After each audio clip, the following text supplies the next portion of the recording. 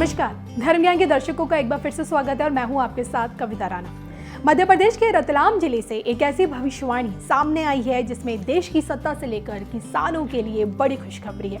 मध्य प्रदेश का रतलाम जिला और रतलाम की सीमा से लगे गोठड़ा माताजी का गाँव, यहाँ हर साल भविष्यवाणी से जुड़ा एक कार्यक्रम आयोजित होता है और इस बार मां महिषासुर मर्दिनी के मंदिर के पास स्थित मलिनी नदी की भविष्यवाणी पर वर्ष भर के मौसम, कृषि और राजनीति से संबंधित भविष्यवाणी पंडा जी ने की है। जी हाँ, माता जी ने इस वर्ष अच्छी बरसात होने, लहसुन, प्याज, गेहूं, चना और मेथी की फसल अच्छी होने और अच्छे दाम मिलने की भविष्यवाणी की। हालांकि इस वर्ष अधिक गर्मी पड़ने और ओलावृष्टि होने की भविष्यवाणी गोठड़ा माता जी ने की है। देश और प्रदेश की राजनीति को लेकर भी गोठड़ा माता जी ने भविष्यवाणी की है, जिसमें देश के बड़े नेता के साथ बड़ी घटना होने और देश प्रदेश का नेतृत्व नहीं बदलने की भविष्यवाणी की। तो वहीं पीएम मोदी की स्थिर राजनीति का भी उन्होंने संकेत दिया है। कोरोना महामारी को लेकर भी सावन के महीने में महामारी फैलने की भविष्यवाणी माता जी ने की। मान्यता है कि मां महिषासुर मर्दिनी स्वयं इस भविष्यवाणी को करती है, जिसे सुनने हजारों की संख्या में श्रद्धालु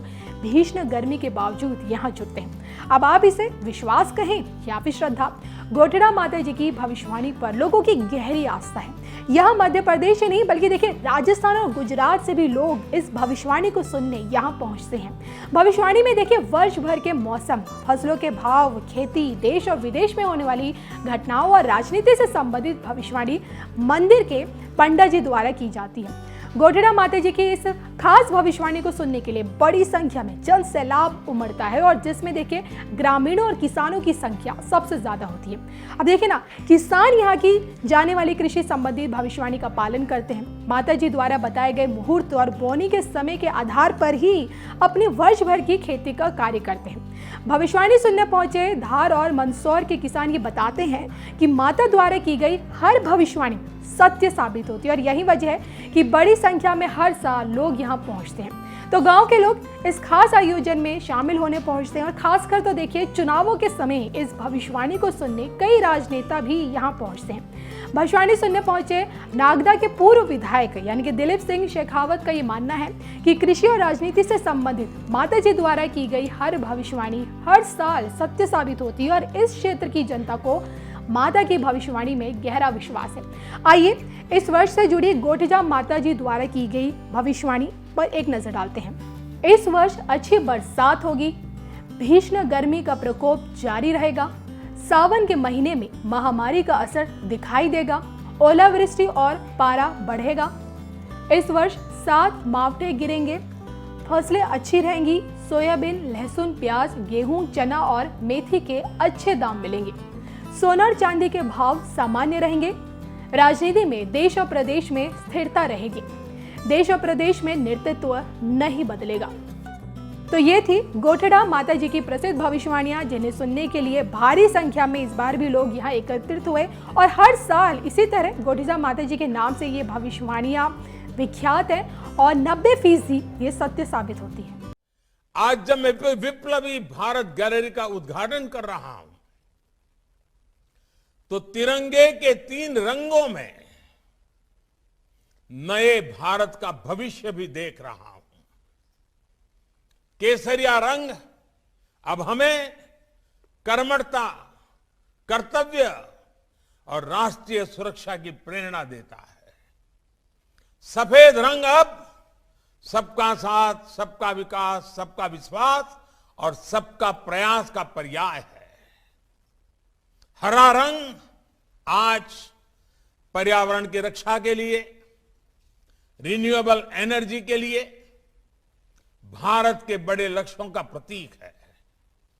ग्रीन एनर्जी से लेकर ग्रीन हाइड्रोजन तक, बायोफ्यूल से लेकर के इथेनॉल ब्लेंडिंग तक, नेचुरल फार्मिंग से लेकर गोवर्धन योजना शुरू तक, सब इसके प्रतिबिंब बन रहे हैं।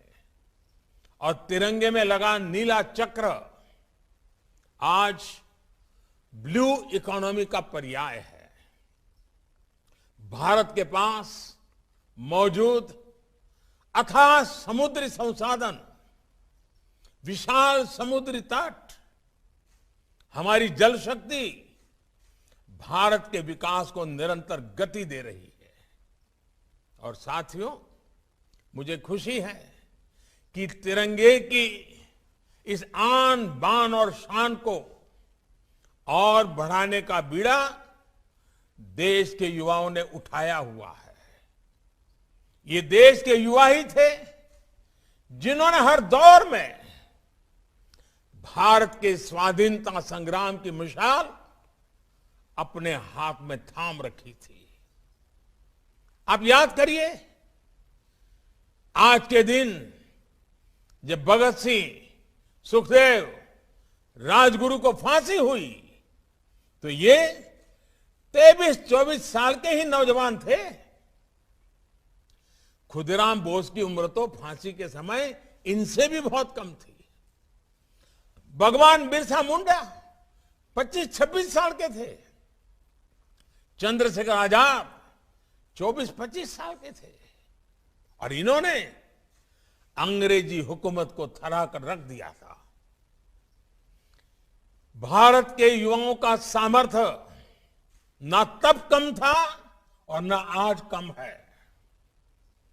मैं देश के युवाओं से कहना चाहता हूं, कभी अपनी शक्तियों को, अपने सपनों को कम नहीं आंकिएगा। ऐसा कोई काम नहीं जो भारत का युवा कर ना सके। ऐसा कोई लक्ष्य नहीं जो भारत का युवा प्राप्त ना कर सके। आजादी के 100 वर्ष होने पर भारत जिस भी ऊंचाई पर होगा, 2047 में हिंदुस्तान जहां जिस ऊंचाई को पहुंचेगा, वो आज के युवाओं के दम पर ही होगा। इसलिए आज जो युवा है, उनके जीवन का सबसे बड़ा लक्ष्य होना चाहिए नए भारत के निर्माण में अपना योगदान।